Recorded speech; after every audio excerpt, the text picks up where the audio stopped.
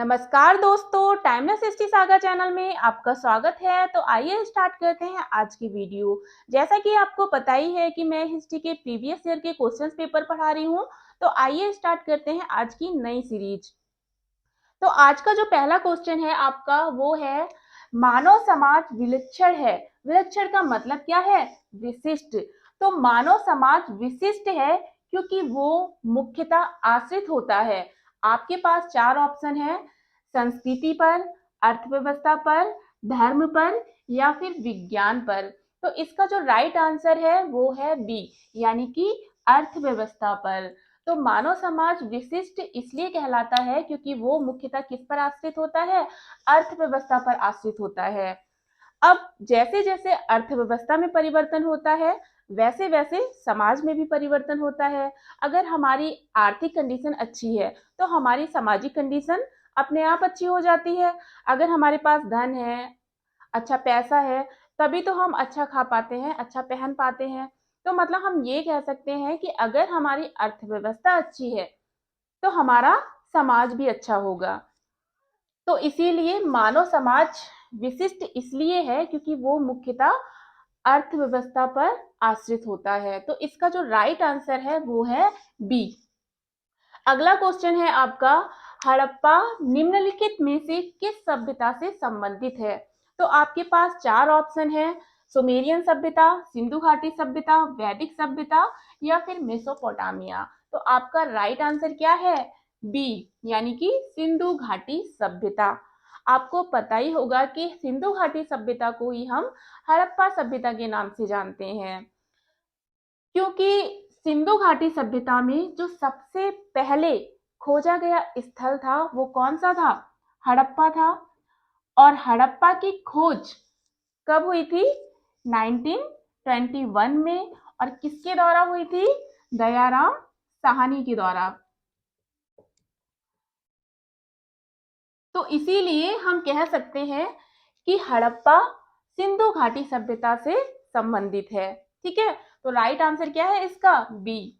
अगला क्वेश्चन है आपका, सिंधु घाटी सभ्यता संबंधित है, चार ऑप्शन दिए हैं आपके पास, प्राग ऐतिहासिक युग, आद्य ऐतिहासिक युग या फिर उत्तर ऐतिहासिक युग।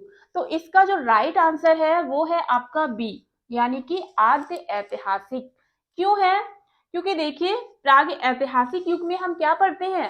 पाषाण काल को पढ़ते हैं। वहीं आद्य ऐतिहासिक काल में हम कौन से काल को पढ़ते हैं? सिंधु घाटी सभ्यता के काल को। और वहीं ऐतिहासिक युग में हम क्या पढ़ते हैं? वैदिक काल से स्टार्ट करते हैं।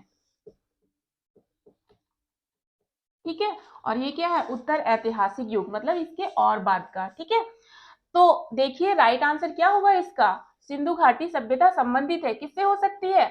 आद्य ऐतिहासिक काल से, क्योंकि आद्य ऐतिहासिक काल में ही हम सिंधु घाटी सभ्यता को पढ़ते हैं। तो राइट आंसर इसका बी है। इसके बाद आपका अगला क्वेश्चन है, सिंधु घाटी सभ्यता गैर आर्य थी क्योंकि आपके पास चार ऑप्शन है, वह नगरीय सभ्यता थी, उसकी अपनी लिपि थी, उसकी खेतीहर अर्थव्यवस्था थी या फिर उसका विस्तार नर्मदा घाटी तक था।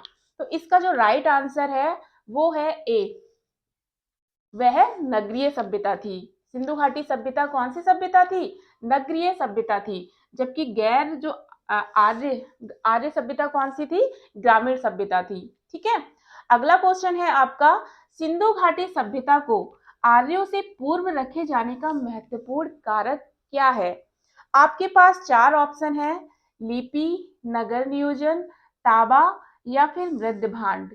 तो इसका जो राइट आंसर है वो है डी, यानी कि मृद भांड। लिपि, नगर नियोजन, ताबा, ये सब सिंधु घाटी सभ्यता की, ये सब आर्यों से अधिक विकसित थी। जबकि मृद भांड अलग अलग काल में अलग अलग प्रकार के पाए गए। तो सिंधु घाटी सभ्यता को आर्यों से पूर्व रखे जाने का जो महत्वपूर्ण कारक माना जाता है वो मृद भांड ही माना जाता है। ठीक है, तो राइट आंसर क्या है इसका? डी। अगला क्वेश्चन है आपका, सिंधु घाटी संस्कृति वैदिक संस्कृति से भिन्न क्यों थी? आपके पास चार ऑप्शन है, इसके पास विकसित शहरी जीवन की सुविधाएं थी, बी इसके पास चित्रलेखीय लिपि थी, सी इसके पास लोहे और रक्षा शस्त्रों के ज्ञान का अभाव था, और डी उपयुक्त सभी। तो इसका जो राइट आंसर है वो है डी, उपयुक्त सभी। अब देखिए क्यों। क्वेश्चन जरा ध्यान से देखो, सिंधु घाटी संस्कृति वैदिक संस्कृति से भिन्न क्यों थी? तो देखिए पहला है, सिंधु घाटी सभ्यता के पास शहरी जीवन की सुविधाएं थी। क्यों? क्योंकि सिंधु घाटी सभ्यता एक नगरीय सभ्यता थी, इसलिए उसके पास शहरी जीवन की सुविधाएं थी। लेकिन वैदिक संस्कृति कैसी सभ्यता थी? एक ग्रामीण सभ्यता थी, इसीलिए उसके पास शहरी जीवन की सुविधाएं नहीं थी। ठीक है, तो इसीलिए भिन्न है वो। दूसरा देखो, इसके पास चित्रलेखीय लिपि थी सिंधु घाटी सभ्यता के पास, जबकि वैदिक संस्कृति के पास चित्रलेखीय लिपि नहीं थी। ठीक है। तीसरा देखो, सिंधु घाटी सभ्यता के समय लोहे का आविष्कार नहीं हुआ था, उन्हें लोहे के ज्ञान का अभाव था और शस्त्रों के ज्ञान का भी अभाव था। वहीं वैदिक काल में लोहे की खोज हो चुकी थी, तो वैदिक काल में लोगों को लोहे का ज्ञान भी था और शस्त्रों का भी ज्ञान था। ठीक है, तो ये तीनों ही ऑप्शन ठीक हैं जो सिंधु घाटी सभ्यता को वैदिक संस्कृति से भिन्न दर्शा रही है। तो इसका जो राइट आंसर है वो क्या है? डी, यानी कि उपयुक्त सभी। इसके बाद हमारा अगला क्वेश्चन है, हड़प्पा संस्कृति की जानकारी का प्रमुख स्रोत क्या है? तो आपके पास चार ऑप्शन है, शिलालेख, पक्की मिट्टी की मोहरों पर अंकित लेख, प्राकृतिक खुदाई और उपयुक्त सभी।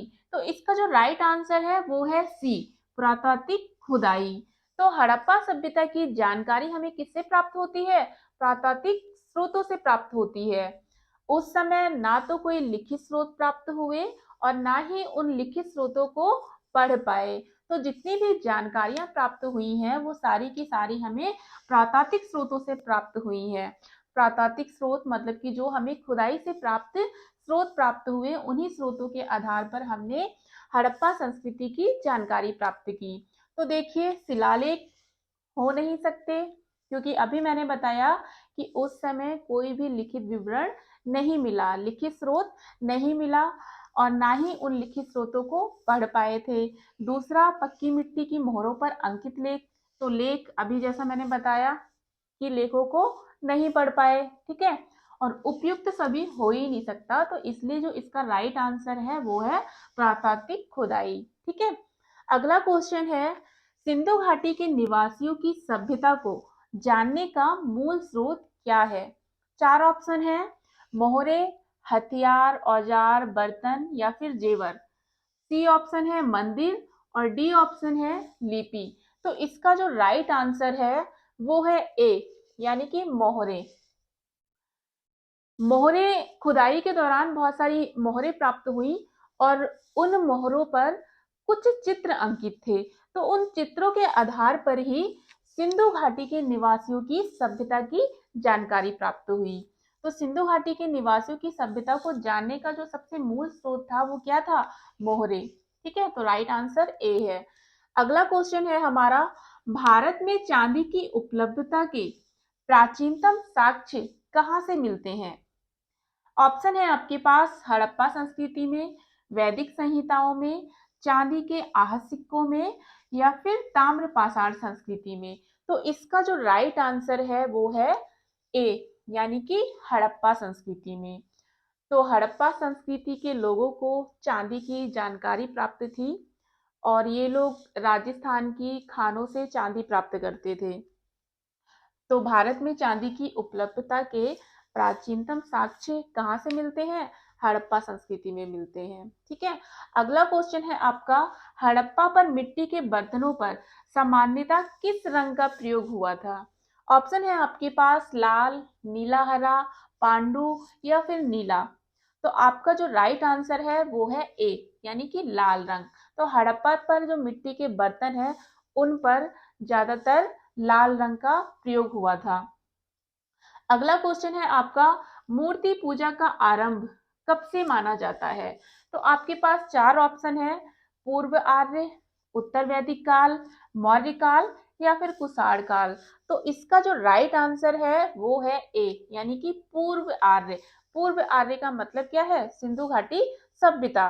तो मूर्ति पूजा का आरंभ कहाँ कहाँ से माना जाता है? पूर्व आर्य से माना जाता है, क्योंकि सिंधु घाटी सभ्यता के समय बहुत सारे ऐसे साक्ष्य मिले जिससे हम ये कह सकते हैं कि उस समय मूर्ति पूजा होती थी। अब साक्ष्य क्या मिले? खुदाई के दौरान कुछ मूर्तियां प्राप्त हुई मातृ देवी की, तो जिससे ये अनुमान लगाया गया कि सिंधु घाटी सभ्यता के समय मूर्ति पूजा होती थी। ठीक है।